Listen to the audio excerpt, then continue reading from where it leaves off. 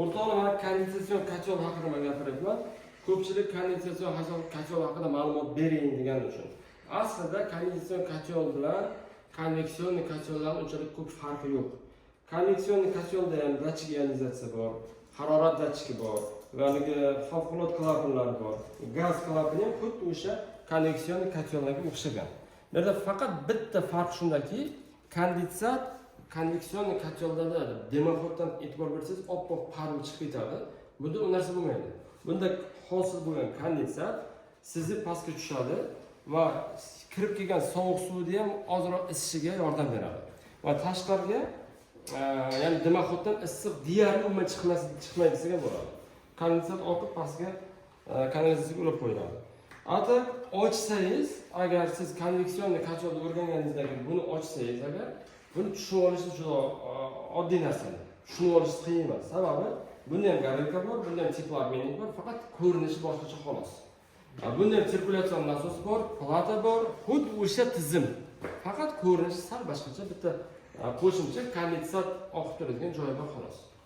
Hozir buni nasib bo'lsa, buni titib chiroyli qilib yuvib, yana qo'yib. Bunda zapchast bu kotellar uchun yo'q, bu Germaniyadan kelgan bevishli kotellar, ishlatilgan kotel. Yana davomini inshaalloh ko'rsatamiz sizlarga. Qarang. Bu yerda konveksion kotel bilan kondensatsion kotelning garelkasi farqini ko'rish mumkin. Kondensatsion kotelda garelka mana tumanroq joylashgan bo'ladi va konveksion kotelda garelkasida havo aralashmayotgan bo'lsa, ya'ni juklardan havo aralashmayotgan bo'lsa, bu yerda o'zi tizim boshqacha. Bu yerda garelkaga kelguncha mana bu joyda havo aralashadi. Ventilyator o'z ichida bo'lsa, ventilyator o'zi havoga aralashtirib, gazni bu yoqqa puflab beradi. Havo bilan gaz aralashib bosim bilan kirgandan keyin mana bu tikka turgan holatda ham, teskari turgan holatda ham bir xil hamma teshikdan olaveradi. Buni prosta tozalash kerak, bitib ketgan. Hozir titib ko'ramiz ham inshaalloh.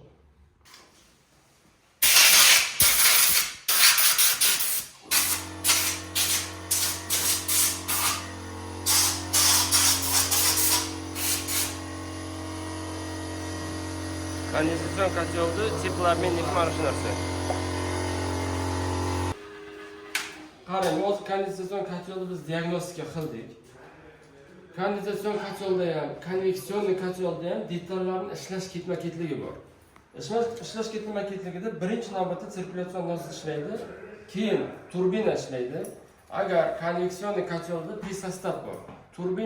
Turbina ishlayotganligi haqida prisostat palataga xabar jo'natadi. Palata demak, tiyaga bor degan xulosaga keladi, gaz klapaniga tok jo'natadi.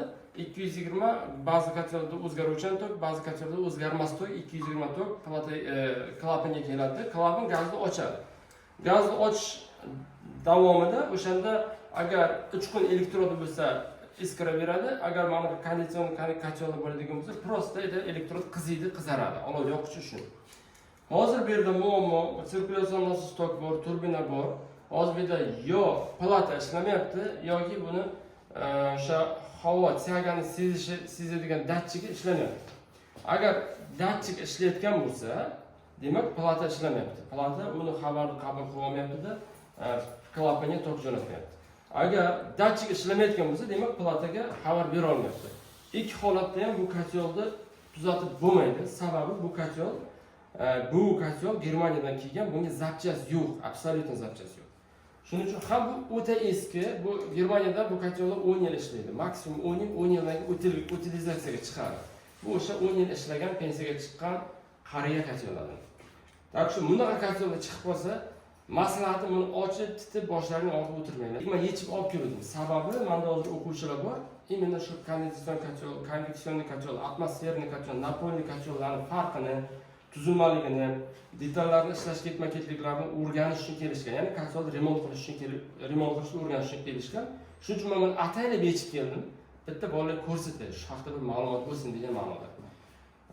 Xulosamiz shu, bu kotel metallon. Sog' bo'linglar.